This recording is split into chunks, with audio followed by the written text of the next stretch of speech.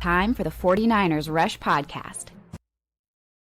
We have a player that really didn't budge from last year. Tight end Mason Pline comes in number 69. Nice. On this year's roster countdown. Now, he was 67 last year. So, he went backwards. But hold on. Because I don't think that there is a greater range of discrepancy in our 4 ballots that we did. Ben, Josh, Zach, myself. The lowest was 82. The highest was 54. You're talking about a 28-point discrepancy. Then 70 and 79 were the remaining 2. But, it's all over the place for this guy. And a lot of that has to do with the way in which the 49ers addressed the tight end position or didn't address the tight end position. Obviously, their number one priority in free agent was going out and getting Luke Farrell, and they paid top dollar for a number 2 tight end. And I was under the impression that they would draft, especially with all the meetings they had of tight ends, that they would draft another tight end. Well, it just didn't work out.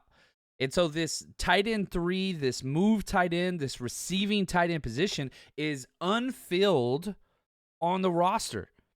And if there's anybody that I want personally to win that job, it would be Mason Pline because he has such a unique skill set.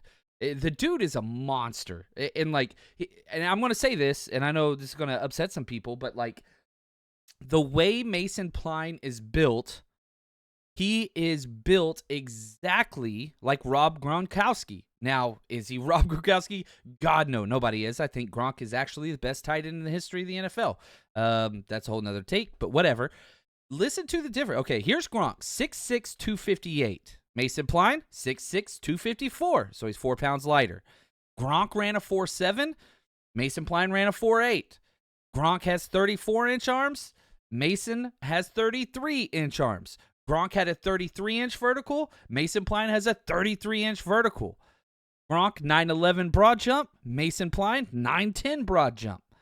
Gronk, 7'2 3-cone, Mason Pline, 7'4. So, obviously he's a little lighter in almost all those metrics, but the build, the physicality, the athleticism, the size, the length, it's all there. Now, I'm not saying Mason Pline is Rob Gronkowski. Please don't.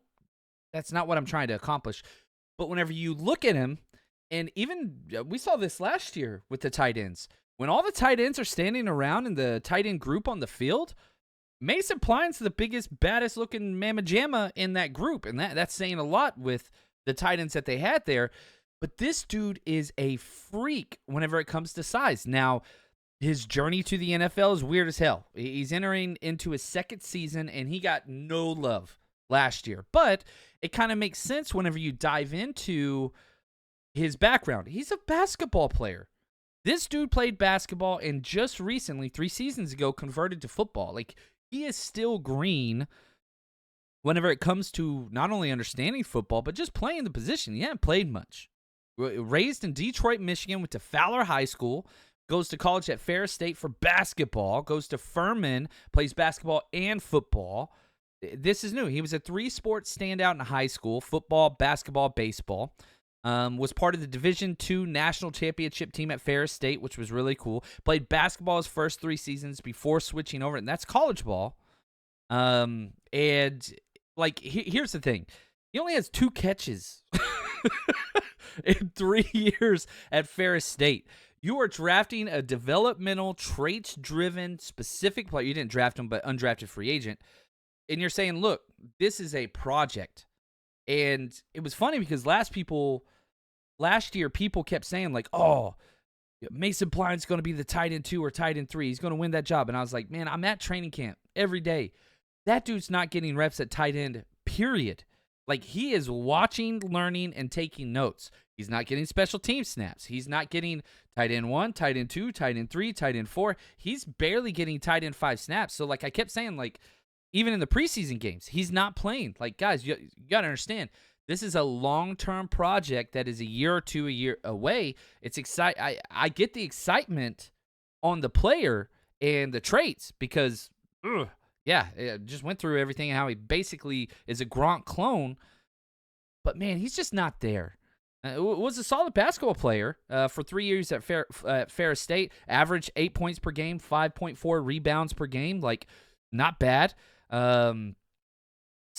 Big size. He's not the quickest, but there's a pathway at the position for these converted basketball players, whether that's Jimmy Graham, whether you want to talk about the great Antonio Gates, like it's had Tony Gonzalez. Like there is a place for this.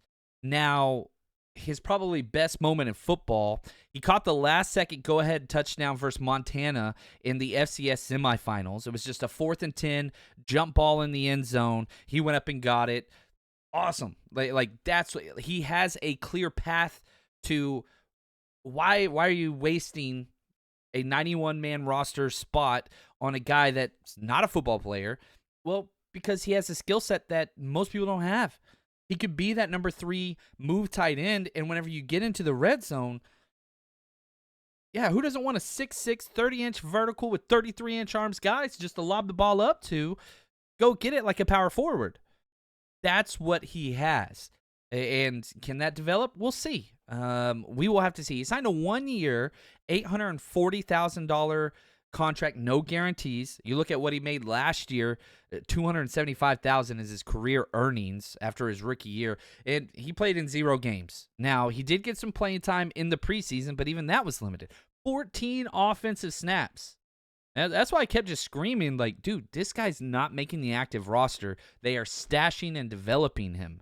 Didn't even play in the first preseason game. Only played in the second, third preseason game. And his PFF grades were terrible. 48.8 overall grade, 56.1 passing, 47.7 run grade. Had 1 target, 0 receptions.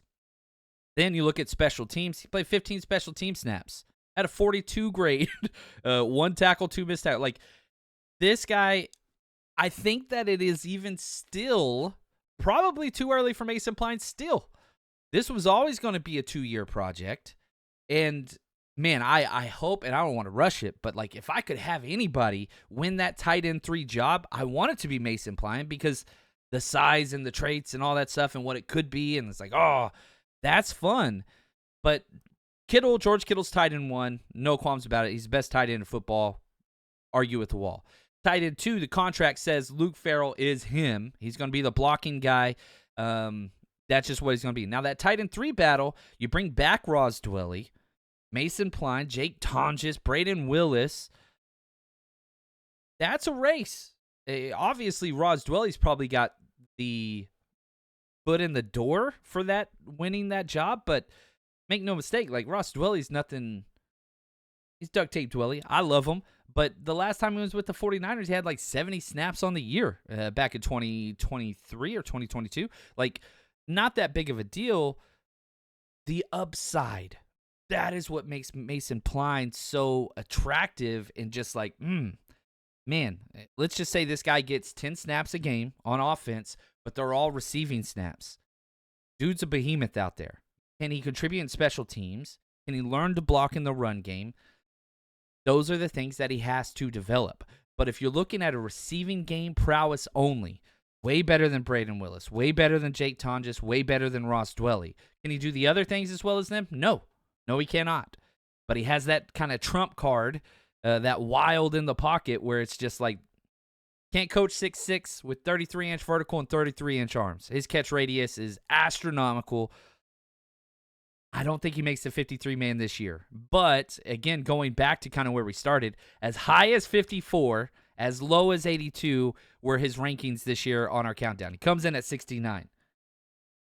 I just can't help but to play the what-if game. You know what I mean? Like, if everybody hits their ceiling, if Mason Pline hits his ceiling, you're talking about another receiving threat at the tight end position that could do some damage. And he'll never outsnap George Kittle or anything like that, but this could be a guy that gets 30 catches, 4 touchdowns in a season that plays 20 snaps a game. That is a possibility for him, and I love that the 49ers are taking chances on guys like this, especially whenever you're not going to invest a lot in the depth or veteran depth through free agency, which they have not done.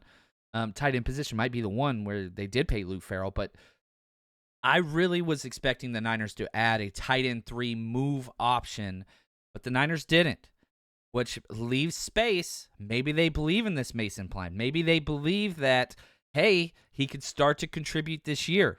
And if so, None will be more happy than myself. Mason Pline, number 69 on the rush countdown for 2025. And for us in the 49ers rush team, we'll just keep counting them down.